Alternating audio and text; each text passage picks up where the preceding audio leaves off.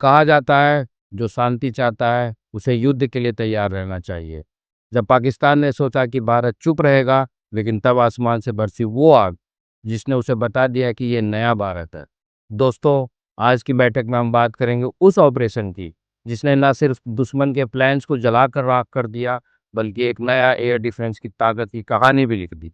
नमस्कार दोस्तों, मैं हूँ सुमित तिवारी और आप देख रहे हैं हमारा रोजाना का शो द डेली बैठक। तो चलिए शुरू करते हैं आज के ऑपरेशन सिंदूर की वो सच जो पाकिस्तान के नक्शे पर एक लाल दाग छोड़ गया। एक वक्त था जब भारत का एयर डिफेंस सिस्टम केवल नाम का था। पाकिस्तान आए दिन घुसपैठ करता, आतंकी भेजता और भारत को जवाब देने से पहले सोचना पड़ता था। भारत के पास तब ना S-400 था, न क्विक रिएक्शन सिस्टम।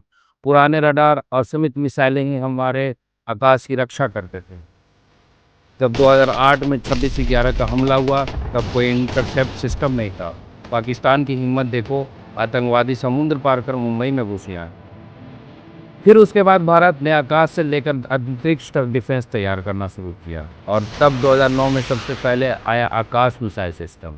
भारत में ही बना एक ऐसा हथियार जो 30 किलोमीटर तक दुश्मन के प्लेन या मिसाइल को गिरा सकता है।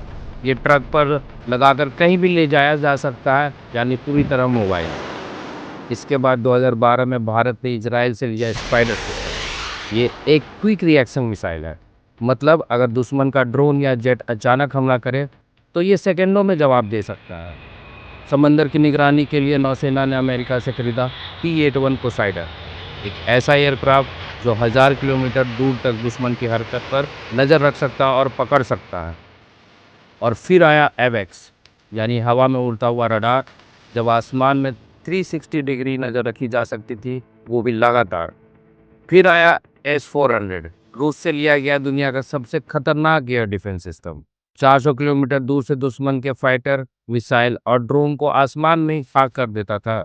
भारत ने 2018 में रूस के साथ लगभग $5.4 बिलियन, करीब 35,000 करोड़ का समझौता किया था, जिसके तहत 5 स्क्वाड्रन S-400 मिसाइल सिस्टम खरीदे जाने थे। इसमें से 3 स्क्वाड्रन अभी तैनात हो चुके हैं और बाकी 2 स्क्वाड्रन 2026 तक आ जाए। S-400 का सबसे बड़ा फायदा है कि ये एक साथ 72 टारगेट्स को ट्रैक कर 36 पर एक साथ हमला कर सकता है। जब पाकिस्तान ने एक साथ कई ड्रोन और मिसाइलों से हमला करने की कोशिश की, तब भारतीय एयर डिफेंस के शेर यानी S-400 ने मोर्चा संभाला। जैसे ही दुश्मन के ड्रोन और मिसाइलें पीओके से लॉन्च हुई, S-400 के रडारों ने 300 साढ़े 300 किलोमीटर दूर से ट्रैक करना शुरू कर दिया था। फेज्ड एरे रडार ने सटीक टारगेट को लॉक किया और कुछ ही सेकंड में 40 N-6 मिसाइलों ने उन्हें रास्ते में ही तबाह कर दिया।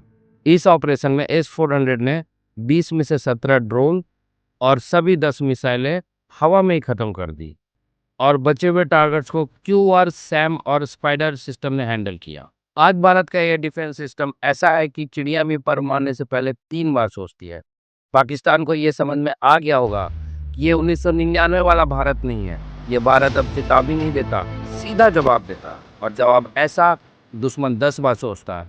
न सिर्फ रक्षक, अब ये भारत का घातक वार भी है।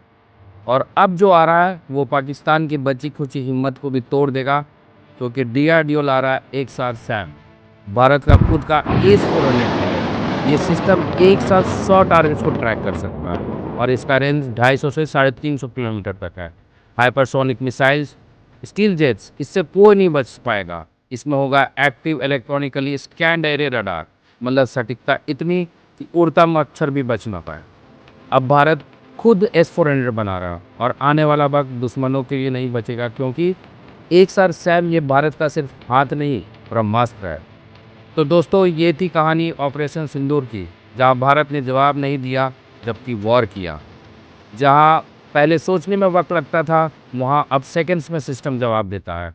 अब हमारी सीमाएं सिर्फ लाइन नहीं, ये वो चेतावनी है, जो भी इन्हें पार करेगा खुद मुसीबत में पड़ेगा।